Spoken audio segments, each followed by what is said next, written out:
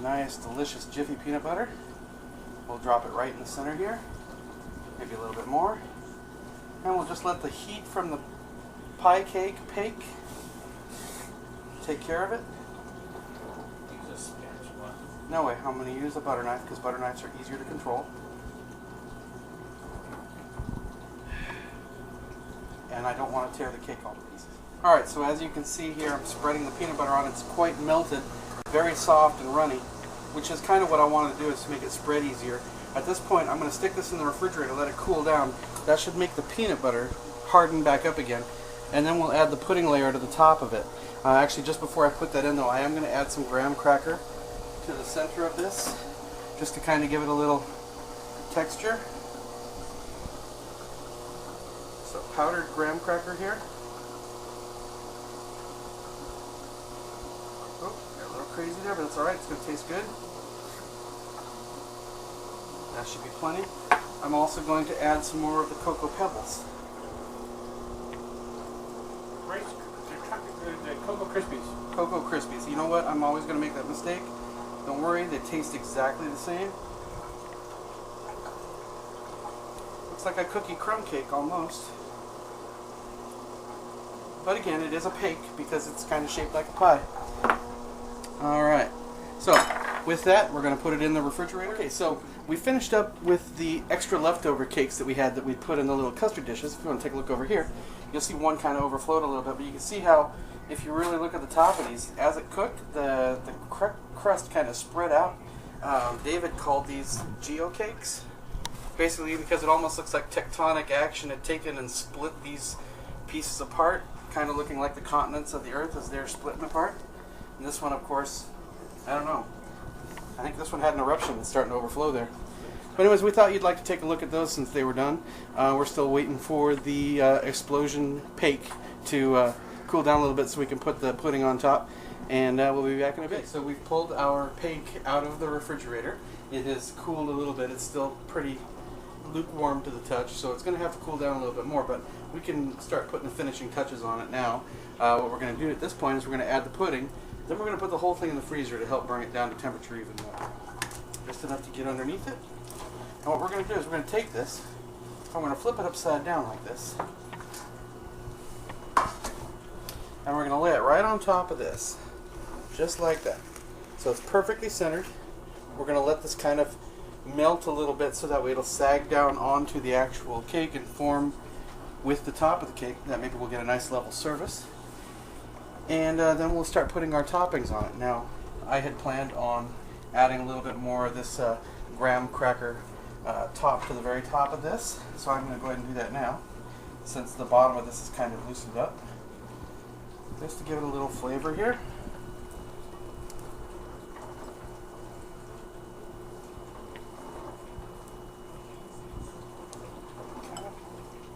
I don't want to do too much because I don't want to give it overkill, but I think that's just about enough, maybe a little bit more right in these bald spots. You know, us 40-year-olds, we know about our bald spots. I have a pretty nice one right here coming in, but I'm trying to hide it well with a comb over. And of course, you can see that bald spot on his chin. Now I'm also going to take the frosted flakes that I've kind of crushed down a little bit. Again, I'm using them because they're great. Yeah, I know, I get a sigh from the peanut gallery every time. So this again is kind of for crunch and texture. I have no idea how this is going to actually turn out. I actually wish Bobby was here to sample this because frankly I'm a little nervous about sampling it myself, just because, I mean, it's probably going to taste great, but it's probably one of those situations where you take one bite and all your teeth fall out. Not because it's hard, but just because it's so damn sweet. Alright, so we're going to put this back in the freezer. We're going to bring it down to temperature more. And when we come back, we're going to add the top of this, which is going to be some delicious Ready Whip. And we're going to follow that up with a little chocolate drizzle over the top of that. So we'll see you in a minute. So we have pulled this out of the freezer. It seems to be cool enough now that in all actuality the pudding's a little frozen. So I'm actually going to leave it out on the counter here to thaw the pudding on top. But in that thawing, it should help cool down the actual rest of the cake, which is still a little warm in the middle. I'm going to go ahead and add our ready whip. Shake it up good. I decided not to huff it just because that means I'd be sticking it in my mouth and then I'd be putting it on the pie. Who's going to want to eat it then? Who knows? So we're just going to go ahead and go this route here.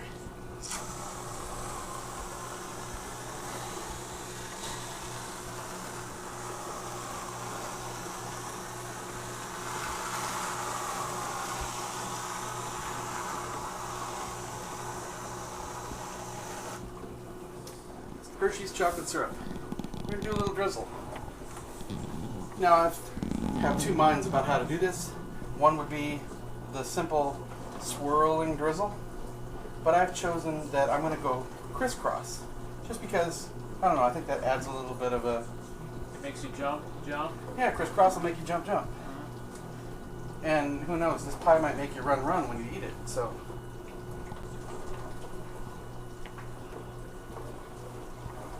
And there we have it. That's not crisscross. That's zigzag. Well, zigzag will make you edge. Let's crisscross. No. That's It's a lot of chocolate syrup. Let's review the ingredients one more time. So we've got a pie crust. Within that pie crust, we have a little bit of cocoa pebbles, or excuse me, not cocoa pebbles, but cocoa krispies down on the bottom. Above that, we have a little bit of cake. With the cake, we've got mixed in with some chocolate chip cookie dough. Baked that for a little while, and then once that was done, we topped that off with some graham cracker powder and also the leftovers of the Cocoa Crisps. After that, we added peanut butter to the top of it, or excuse me, chocolate fudge pudding to the top. On top of that, we added the Frosted Flakes because they're great, and then we added the whipped cream and the chocolate syrup. I'm going to put this back in the refrigerator just so the item doesn't melt completely. Yeah, it will melt. Yeah, it's going to melt anyways, but I'm going to put it back in there for a few minutes anyways while the top is still trying to thaw a little bit. And we'll be back with our cutting and our tasting, and hopefully we won't have any bad results after that.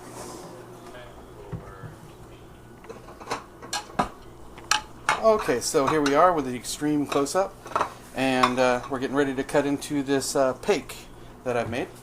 As you can see, the whipped cream is kind of broke down a little bit. I'm kind of a little sad about that. I'm thinking maybe I should have saved the whipped cream for after we cut it and put it on the plate. But nevertheless, it's time to break into this mother and see what we got. We can see that the pudding is still rather frozen.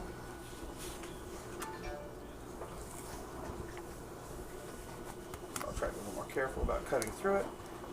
One, and here's one from Mr. David here, who's going to be my guinea pig along with me. And let's see what happens here. So, brand new utensil that I purchased because I've needed one forever. It would be the pie server. Now I expect this to break up quite a bit as I pull this out, as most pies usually do for the first slice. But it seems to be going pretty good here. Some of it did break up. We'll just go ahead and peel that out here.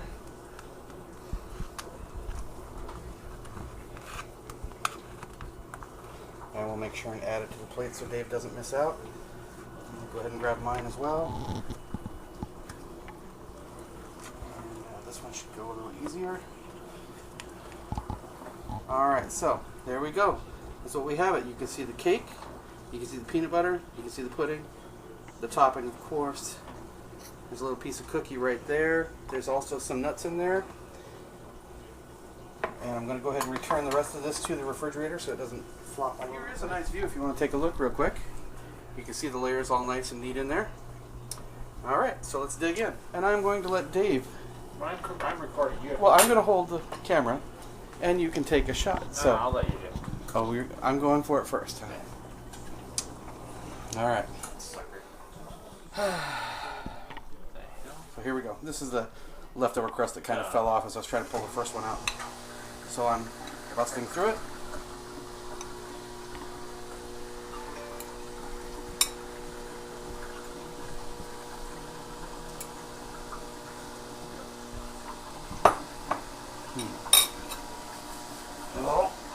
It does have that crispy texture to it. cookie cook. Mm-hmm.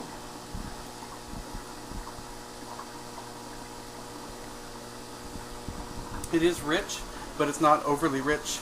The cake is perfect. The density is just right. The pudding is great. You really get the texture from the frosted flakes. Nice crunch from that. So I say a win-win.